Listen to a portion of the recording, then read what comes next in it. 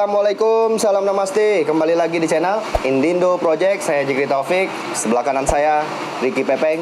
Sebelah kiri saya PRI, pejuang rantau India, Abah Ihsan. Oke. Sekarang kita mau membahas tentang review YouTuber teman-teman kita sih, ya, teman-teman kita di Indonesia yang mereview konten makanan dan tingkah laku orang India.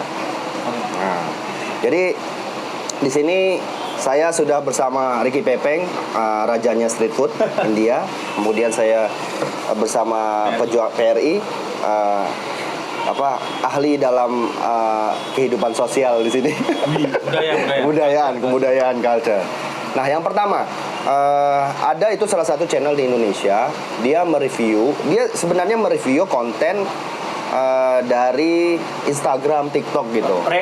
Reaction gitu, tentang makanan India yang ya kita sering lu buat juga, Peng. Namanya itu panipuri atau golgape, ya kan? Yang dia reaksi itu lebih ke bukan rasanya, Peng, tapi cara membuatnya, pengolahannya. Gitu. Yang sekarang ini Ricky Pepeng di India, coba apakah memang seperti itu? Bisa diklarifikasi atau bisa dijelaskan ke teman-teman supaya tidak menyesatkan gitu aja. Jadi memang kalau untuk cara membuatnya nggak semua seperti itu. Ada sebagian dari 10, 2 lah yang memang betul-betul vulgar, mereka ngambil pakai tangan, ngambil sarung tangan kan gitu, main kuak-kuak itu ada. Tapi ada juga yang pakai sarung tangan, yang mereka bersih, pakai centong gitu. Belum. Ada apa? Kuak-kuak. Bagus bahasanya. Kuak-kuak. Ya, gitulah. Jadi mungkin mereka cuman tahu dari dunia maya aja, Bang, ya. Iya. Makanya harus terjun dulu gimana rasanya. Kalau menurut aku rasanya itu memang enak. Memang enak ya. Enak. Malah lebih enak yang pakai tangan. Memang enak ya, kita akui ya. Rasanya memang jujur. Ekspresi jujur. Iya, jujur loh. Tapi pernah sakit kuning nggak habis makan? Enggak pernah. Aku malah sakit kuning gara-gara makan Indomie sama minum-minuman bersoda. Korea. Bukan soda. Minum Korea. Astonik lah gitu, minuman energi kayak Kretindeng, Red Bull, terus kayak Amazon. Iya. Ya kan? Kita nyebut merek. Yeah. Jadi gitu doang. Nggak pernah sakit, Bang. Nggak pernah sakit. Tapi mungkin karena aku yakin aja bahwasanya itu bersih kali ya. Bismillah aja. Ketebalan ini ya, lambung udah teruji. Tapi ya memang alhamdulillah sampai sekarang ya masih sehat. Masih kuat kok. Alhamdulillah. Harus kuat. Iya.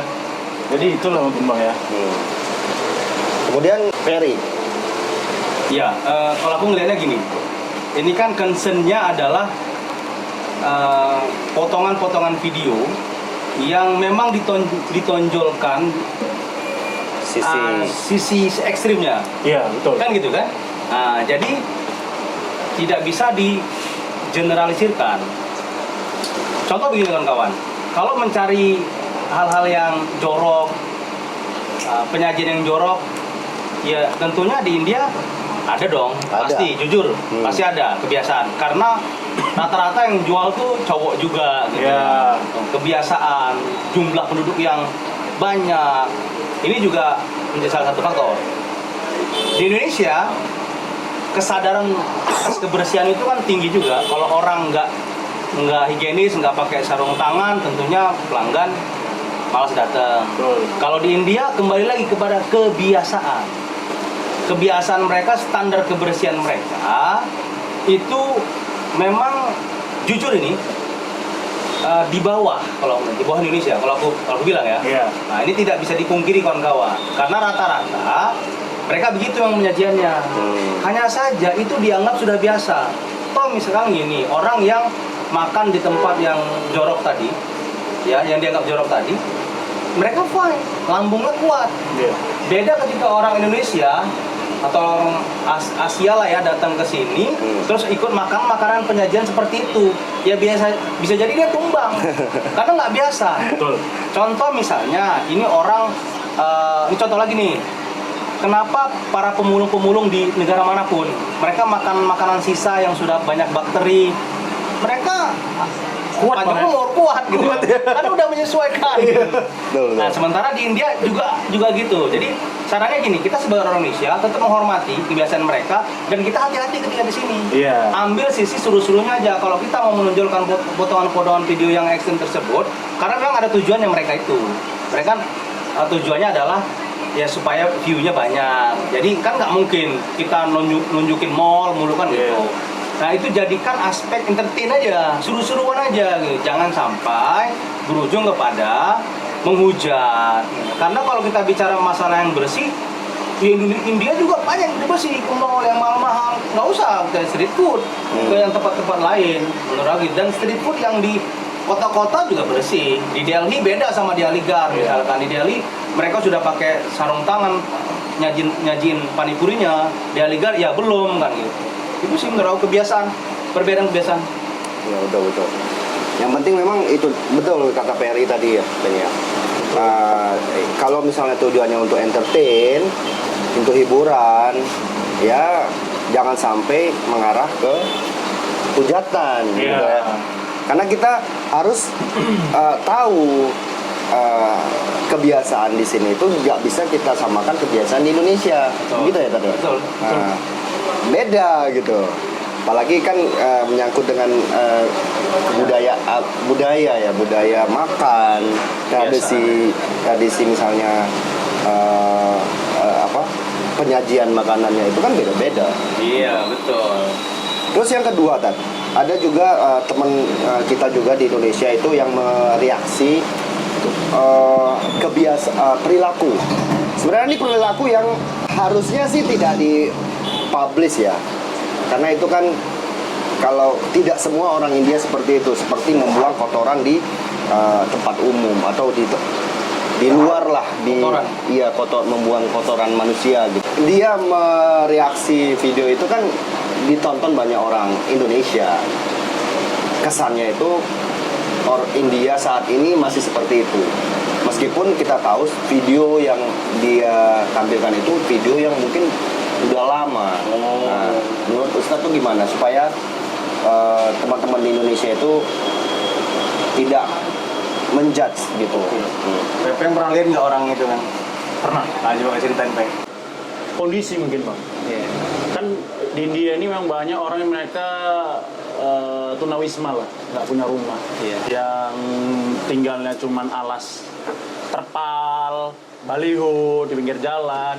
Kan mereka rata-rata nggak punya kamar mandi. Iya, iya. Nah, kalau kita udah sesak kali kan mau kayak mana pun pasti buang aja kan. Iya. Setuju. Ya, jadi gitulah. Aku pernah lihat tukang becak di pinggir jalan kan. Tadinya dia di depan aku. Depan aku kan, mana agak jauh jaraknya berapa kilometer gitu kan. Nggak kilo lah, 500 meter lah kiraan. Nah, pas aku di belakangnya dia turun. Pup, ya? Pup langsung di comberan. Tetep gitu. Ya mungkin kalau dia nyari kamar mandi nggak dapat. Nggak dapat, pasti jebol di auto itu. Iya, pasti jebol. Oke. Mau nggak mau ya langsung dibuangnya. Iya. Kalau dari analisaku ya, jadi isu ini memang sudah ramai beberapa mungkin 5 atau 10 tahun belakangan ya. Pada saat itu isu toilet, kemudian istilahnya mereka defecations. Nah, itu memang menjadi isu yang sering dibicarakan.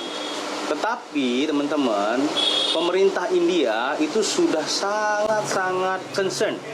Contoh di Delhi, di Delhi sekarang teman-teman jangan dipikir kalau susah cari tempat buang air besar kan kecil. Pemerintah sudah banyak menempatkan portable. Iya, sekarang udah banyak. Umum ya. WC umum lah, WC umum juga bagus-bagus. Di taman, di mana, tinggal kitanya mau atau tidak. Kesadaran tadi itu. Nah, inilah proses itu kan butuh proses. Jadi pada saat itu memang kebiasaan orang India. Contoh misal gini. Ini otokritik juga buat kita lah. Aku menggambarkan gini, kalau kita di Indonesia misal kebelet pipis, kita pasti yang dicari apa tuh kalau nggak ada WC? sungai. Ya sungai lah umumnya kan. Sungai semak kan. Senyum kita kalau ngeliat sungai. Kalau teman-teman India biasanya ngeliat tembok udah seneng tuh. Biasanya ditembak. Itu kebiasaan. Yang mungkin sekarang juga masih ada. Hanya saja kebiasaan itu telah dan sudah mulai diperbaiki oleh pemerintah dengan menyediakan banyak WC-WC umum, portable, yang lain sebagainya. Jadi sudah mulai terurai lah persoalan-persoalan tersebut tanpa kita juga menafikan adanya hal seperti itu. Makanya barusan ini beberapa yang lalu aku lihat konten podcastnya Nikita Mirzani. Itu ada salah satu cewek yang narasumbernya, wanita narasumbernya tuh kayaknya dia pecinta Bollywood lah, karena pakaiannya tuh India banget. Dia potongan video tersebut, posisi itu sangat menurut aku mendiskreditkan India, merendahkan India. Dia mengatakan Nikita Mirzani bilang gini, itu orang-orang emang bener rumah-rumah di sana tuh nggak ada WC. Dia bilang iya, bilang gitu. Ini kan sesuatu yang menurut aku silly, yang salah gitu lah, nggak bener ini gitu loh. Logikanya coba datang ke New Delhi teman-teman, rumah-rumah besar-besar punya WC-WC kan gitu. Kalau tempat-tempat, bahkan jangankan itu, tempat-tempat umum, rumah-rumah yang pemulung-pemulung sekarang sudah disiapin. Jadi tolong ketika kita menyampaikan itu difilter lagi. Itu satu, katanya nggak ada WC-WC. Kedua, masalah bau, bau bawang kan gitu. Apakah orang India bawa bawang? Dia mengatakan iya, makanan mereka tuh menyebabkan bau bawang. Ini kata narasumber. Saya logika gini, memang orang yang nggak pakai deodoran berkeringat, mau orang Indonesia mau orang India pasti bau. Pasti bau, kan gitu ya kan? Kalau nggak pakai deodoran katakan gitu. Tapi apa bau bawang? Enggak, bau badan iya. Bau badan iya, tapi jangan lebay juga kita katakan. Lu kebanyakan makan bawang terus jadi bawa bawang ketiaknya, kan nggak mungkin. Coba tolong, ini yang membuat saya sedikit agak miris lah gitu ya. Ketika kita ngobrolin sebuah negara yang jumlahnya besar banget, 1,3 miliar, pasti penyakit-penyakit sosial itu ada terjadi. Kemiskinan, defecations, bau badan dan sebagainya itu ada, wajar. Coba kita bicarakan yang menengah ke atas, juga banyak. Itu poinnya. Iya. Memang hal-hal yang negatif ya, bisa dibilang itu kan salah satu hal yang mau diperbaiki lah oleh orang India sendiri, pemerintah India sendiri, supaya citra mereka di luar itu lebih baik lagi kan gitu ya. Sekarang kita mau ini ngomongin tentang isu yang lagi hangat di India ini apa ya? Hal yang menarik gitu, yang mungkin kalau kita tunjukin ke Indonesia itu bakalan rame, banyak yang merespon. Enaknya gini, dari tiga orang kita nih, masing-masing tunjukin aja hal unik menurut dari aspek ya food street, dari apa mungkin banyak interaksi orang-orang India, dari saya budaya. Yang paling seru Selama kamu konten di sini. Yang paling seru. Wah. Apa itu? Makanan berarti ya? Ini yang seru suasana makanannya atau makan rasa apa aja. Mau juga ya. Rasa. Semua seru sih ya. Tapi yang paling berkesan aku di Rajasthan bang, di Jaisalmer. Bukannya di situ non veg semua? Ada veg sama non veg. Ada. Karena di Jaisalmer juga pun termasuk banyak juga muslimnya. Oh iya. Jadi ya nggak banyak juga yang jualan non veg. Ada. Untuk yang serunya gimana? Serunya suasana makanannya beda bang. Dari rasa itu beda dari semua makanan. Nggak seperti yang dirasain selama ini. Bedanya itu maksudnya kayak masakan Indonesia atau masakan Padang? Gimana ya? Jadi aku makan kambing. Itu rasanya bukan rasa kambing bang. Jadi ini rasa udang. Wih, itu aneh tuh, seru tuh. Iya betul bang. Jadi pas kali makan tuh, Atau lu nggak lagi pengen udang? Enggak bang, memang dia kan kalau udang kan dia rasa wangi asinnya itu Iya, terasa kan. iya. Jadi emang gitu. Ini Oke. kambing itu nggak terasa kambing. Bener, nggak ada rasa sama sekali bau kambing kalau nggak ada. Lucu. Kambing rasa udang. Iya. Jadi emang enak Berry banget. apa? Berry. Oke, kalau aku ya karena aku lebih kepada budaya ya. Jadi di India ini teman-teman suasana kampung, suasana pedesaan di India itu benar-benar membawa kita kepada suasana yang nggak pernah kita rasakan sebelumnya.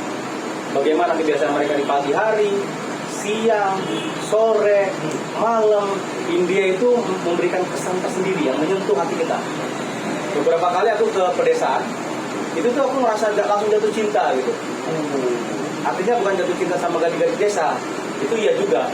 Maksudnya kepada kebiasaan mereka.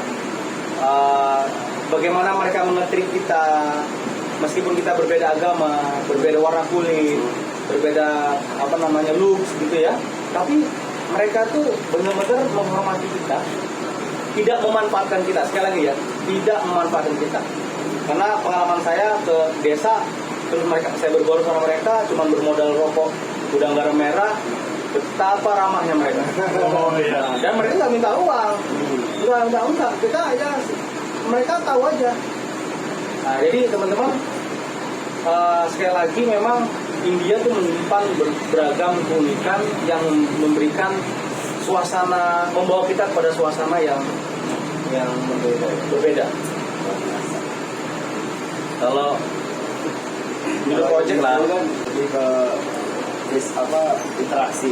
Oh, Nah, kita banyak nanya-nanya, cari tahu kesamaan, perbedaan antara India sama Indonesia, dan itu sumbernya itu dari semua orang yang berasal dari daerah-daerah di India. Nah, keunikannya itu memang India itu luas. Disitulah kita tahu di mana mereka sangat-sangat sekuler. Gitu kan? Sekuler. Iya.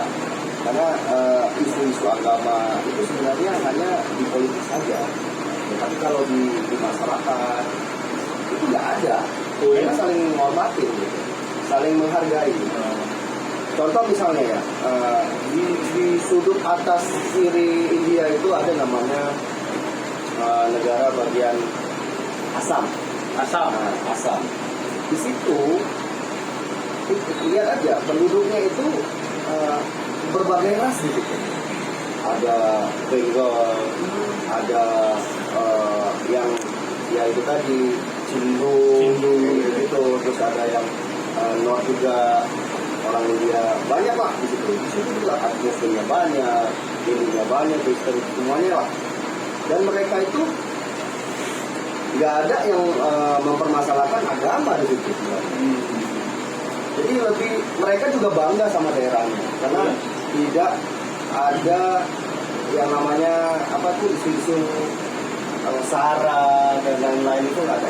Yang mereka inginkan itu hanya kesamaan lah antar daerah untuk mengangkat daerah mereka lah, pendidikan lah. Itu aja sih, dan itu masalah umum ya. Dan memang semua daerah pengen itu. Jadinya disitulah mungkin aku lebih menghargai Indonesia juga, ya kan? Kita juga banyak seperti itu kan, banyak berbeda-beda suku, agama, tapi satu diverse gitu ya. Nah itulah. Wow. Itu ngawur tuh. Oke teman-teman, terima kasih sudah berbagi pengalaman, dan kita juga berharap orang-orang kita juga, terutama Inindo sendiri itu ingin memberikan informasi yang yang akurat lah tentang India. Tidak ada niat untuk menjelek-jelekkan negara orang, tapi tetap mencari yang baik untuk kita hubungkan sama Indonesia. Lebih mengarah kepada kedekatan kita, karena kita tinggal di sini, orang India juga ada yang tinggal di Indonesia, dan ingin Kalau bisa ya kita bersahabat terus ya kan ya, tidak dibatasi dengan laut. Seperti itu. Ada hal terakhir yang mau disampaikan ke closing statement. Iya. Jadi teman-teman,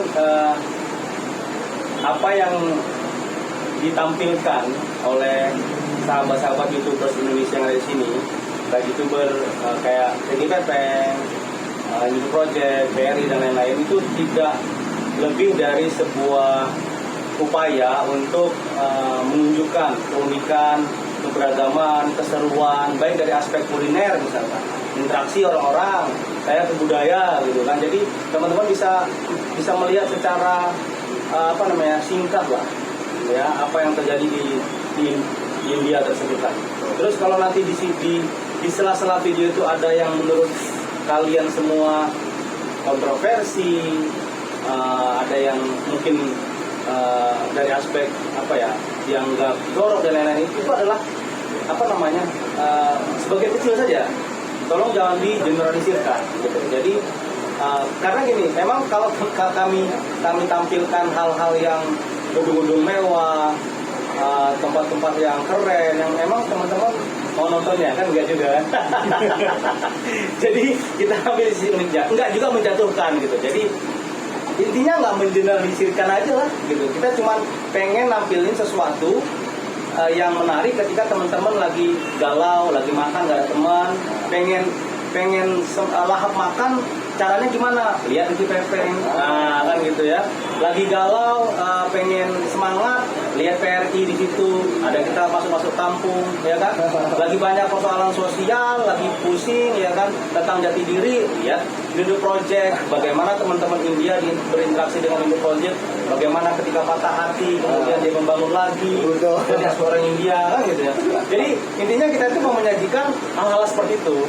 Teman-teman. Tadi Pepeng, Aku no komen sih. Tapi kan kita nggak ada maksud untuk jelek-jelekan. Iya, nggak ada. Ini ya kan gini, banyak komen-komen yang bilang gua ngeliat Ricky Pepeng jadi lapar. Yang nggak doyan makan, dia doyan makan. Ya kan, terus yang tadinya nggak tahu buat biryani jadi buat biryani. Jadi ngeliat videonya Ricky Pepeng. Ya kan, perjuangan dia untuk membuat kalian seperti itu juga kita harus reward dengan cara subscribe, like, komen, caci dan maki. Itu kayaknya nomor 1 begitu. Oke, makasih lah. terima kasih. Semoga kalian sehat selalu. Sampai jumpa. Bye.